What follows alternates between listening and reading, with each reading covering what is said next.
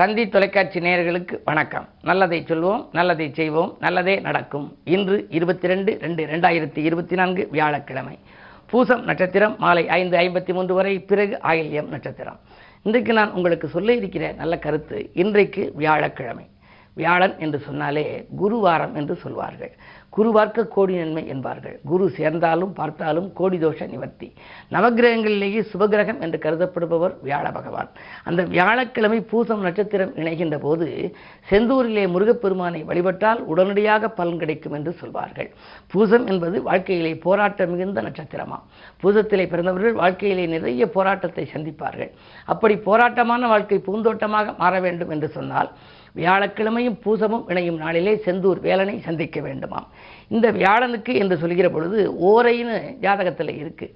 குரு ஓரை, புதன் ஓரை, சுக்கிர ஓரைலாம் இருக்குது. அதில் குரு ஓரை தான் எல்லா ஓரைகளிலும் மிக நல்ல ஓரை அப்படின்னு சொல்லி எதை வேணுனாலும் குரு ஓரையில் செய்யலாம்ங்கிறாங்க. குறிப்பாக திருமணத்துக்கு தாலி செய்கிறதுன்னு நீங்கள் முடிவு பண்ணினீங்கன்னா, அல்லது தாலி வாங்குறதுக்காக ஒரு ஜுவல்லரி மார்ட்டுக்கு நீங்கள் போகிறீங்க, நகை கடைக்கு அப்படின்னா, குரு ஓரையில் வாங்கணும். குரு ஓரையில் வாங்கினால் அந்த தாலி பாக்கியம் நிலைக்கும். அந்த பெண்களுக்கு மாங்கல்ய பாக்கியம் நிலைக்குமா. அது மட்டும் இல்லை, அதுக்காக ஏதாவது ஒரு புதுசாக தங்கம் வாங்குகிறோம், வெள்ளி வாங்குகிறோம், அப்படி ஒரு ஆபரணங்கள் வாங்குறதுக்கு பொன்னவனும் மன்னவனும் குருங்கிறாங்க. அப்படி ஆபரணங்கள் வாங்குறதுக்கு குரு ஓரைங்கிறது ரொம்ப ரொம்ப அற்புதமான ஒரு ஓரை.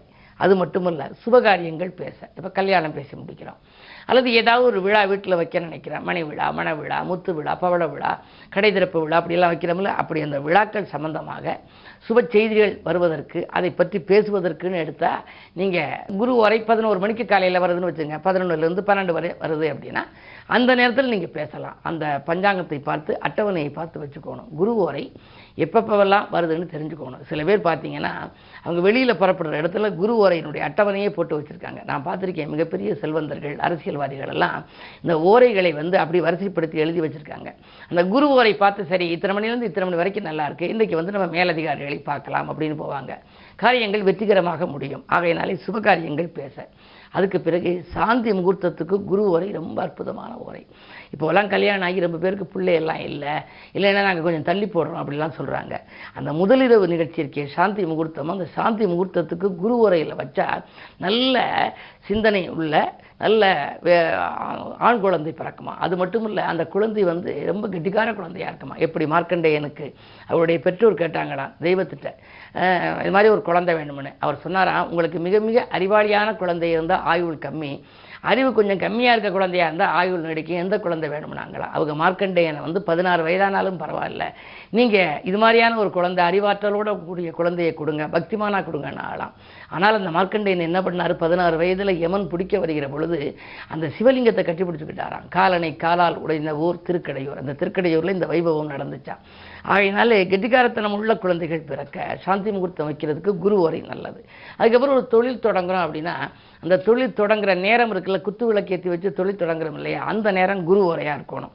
பொருள் கொள்முதல் செய்கிறதுக்கு சில பேர் பொருள் கொள்முதல் செஞ்சுருவாங்க, விற்காமல் இப்படி வியாபாரம் இல்லாமல் போயிடும்.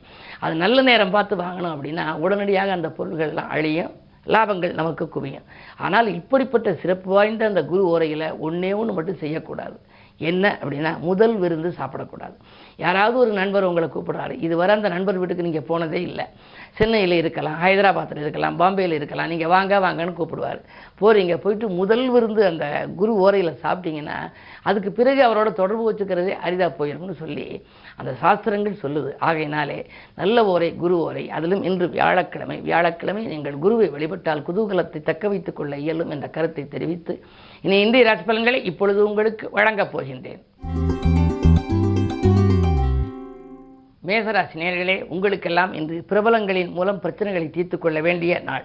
இன்று பிறருக்கு கைமாற்றாக கொடுத்த தொகை உங்களுக்கு வரலாம். பண தேவைகள் உடனுக்குடன் பூர்த்தியாகும். ஆரோக்கிய தொல்லைகள் அகலும். அடுத்தவர் நலன்கிறது எடுத்த முயற்சியிலும் உங்களுக்கு ஆதாயங்கள் உண்டு. தொழில் முன்னேற்றம், உத்தியோக முன்னேற்றம் ஏற்படும். இந்த நாள் உங்களுக்கு இனிய நாள். ரிஷபராசி நேயர்களே, உங்களுக்கெல்லாம் திடீரென அறிமுகமான ஒருவரால் திசை திருப்பம் ஏற்படுகின்ற நாள். திறமை மிக்கவர்கள் உங்கள் பணிக்கு ஒத்துழைப்பு செய்வார்கள். லாபஸ்தானத்திலே ராகு இருப்பதனாலே வேண்டிய அளவு பொருளாதாரம் உங்களுக்கு கிடைக்கும். அது மட்டுமல்ல, தொழில் உத்தியோகம் போன்றவற்றில் நீங்கள் என்ன செய்ய நினைத்தீர்களோ அந்த அளவுக்கு உங்களுக்கு நன்மைகள் இன்று சேரப்போகின்றது. அது மட்டுமல்ல, சூரிய பலமும் இன்றைக்கு நன்றாக இருப்பதால் அரசியல் பொதுநலத்தில் இருப்பவர்களுக்கு நல்ல பொறுப்புகளும் உங்களுக்கு கிடைக்கும். மிதுனராசி நேயர்களே, உங்களுக்கெல்லாம் வருமானம் திருப்தி தருகின்ற நாள். வாழ்க்கை தேவைகள் பூர்த்தியாக வள்ளல்களின் ஒத்துழைப்பு உங்களுக்கு கிடைக்கும். கேட்ட இடத்தில் உதவிகள் கிடைக்கலாம். தொழில் உத்தியோகத்திலே நல்ல நிரந்தர பணியாளராக மாறும் வாய்ப்பு கூட உண்டு. அதாவது சிலருக்கு வேலையிலிருந்து நீக்கம் ஆகியிருக்கும். அவர்கள் மீண்டும் சேர முடியுமா என்று சிந்தித்துக் கொண்டிருப்பார்கள். இன்று அவர்களுக்கு அழைப்புகள் வரலாம். 10ல் ராகு இருக்கும் பொழுது கவலைப்பட வேண்டியதில்லை. தொழில் உத்தியோகம் சிறப்பாகவே இருக்கும். இந்த நாள் மேலும் இனிய நாளாக அமைய குருவை கும்பிடுவது நல்லது. கடகராசி நேயர்களே, உங்களுக்கு ஜென்மத்திலே சந்திரன் ராசிநாதன் ராசியில் இருக்கின்ற பொழுது நீங்கள் யோசிக்காது செய்த காரியங்களில் கூட வெற்றி கிடைக்கும். மனதில் எதை நினைத்தீர்களோ அதை மறுகணமே செய்து முடிப்பீர்கள். முன்னேற்ற பாதையில் இருந்த முட்டுக்கட்டைகள் எல்லாம் அகலும். தாய் வழி ஆதரவுகளும் உண்டு. அது மட்டுமல்ல, வாகன யோகம், பயணங்களால் பலன் ஆகியவை கிடைக்கும். இந்த நாள் நல்ல நாள். சிம்மராசி நேயர்களே, உங்களுக்கு கண்டகச்சனையின் ஆதிக்கம் இருக்கிறது. சனி 7லே இருக்கின்றார். அவரோடு சூரியனும் இணைந்திருக்கின்ற பொழுது எதை நீங்கள் செய்ய நினைத்தாலும் செய்ய இயலாது.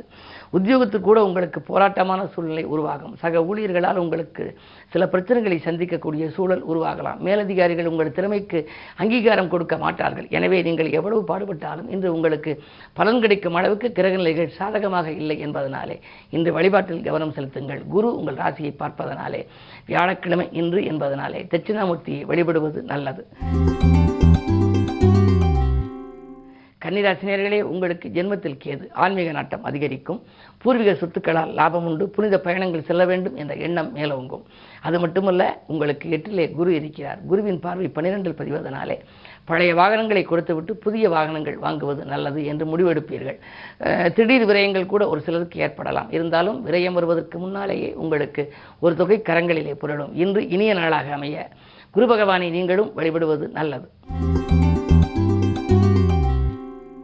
துலாம் ராசி நேயர்களே, குரு பார்வை உங்கள் ராசியில் பதிகிறது. குரு பார்க்க கோடி நன்மை என்பதனாலே நிம்மதி உங்களுக்கு இன்று கிடைக்கும். நிதானத்தோடு நீங்கள் செயல்படுவீர்கள்.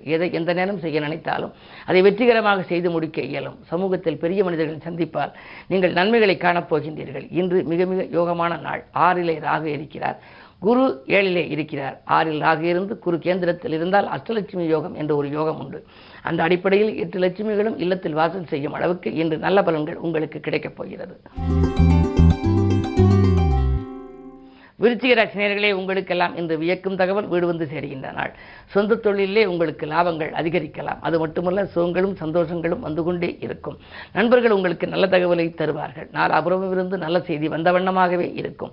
திட்டமிட்ட காரியங்களை திட்டமிட்டபடியே செய்து முடிப்பீர்கள். வியாபாரத்தில் கணிசமான லாபம் கைகளிலே புரளும். இன்று உங்களுக்கு மிக மிக இனிய நாள். சொத்துக்கள், அசையா சொத்துக்கள் வாங்குவதில் ஆர்வம் காட்டுகிற நாள் என்று கூட சொல்லலாம்.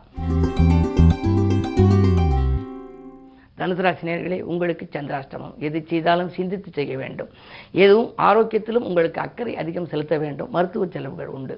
கூட இருப்பவர்கள் உங்களுக்கு உறுதுணையாக இருப்பார்களா என்பது சந்தேகம்தான். அது மட்டுமல்ல, உங்களுடைய தொழில் ரகசியங்களை நீங்கள் மற்றவர்களிடம் பகிர்ந்து கொள்ள வேண்டாம்.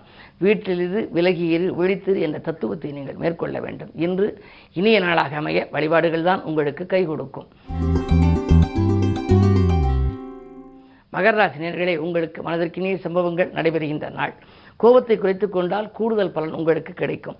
குளிர்சாதன பெட்டி, மின்சாதன பொருட்களை எல்லாம் வாங்கக்கூடிய ஒரு சூழல் உண்டு. அதாவது வீட்டுக்கு தேவையான அத்தியாவசிய பொருள், ஆடம்பர பொருட்களை வாங்கும் முயற்சி கைகூடும். சுக்கிரபலம் நன்றாக இருப்பதால் பெண்வெளி பிரச்சனைகள் அகலும். கல்யாண கனவுகள் கூட நனவாகலாம். கும்பராசி நேயர்களே, உங்களுக்கு முரண்பாடான கிரகங்களின் சேர்க்கை ராசியில் இருக்கிறது. சூரியனோடு சனி இருக்கின்ற பொழுது எதை நீங்கள் செய்ய நினைத்தாலும் உடனடியாக செய்ய இயலாது.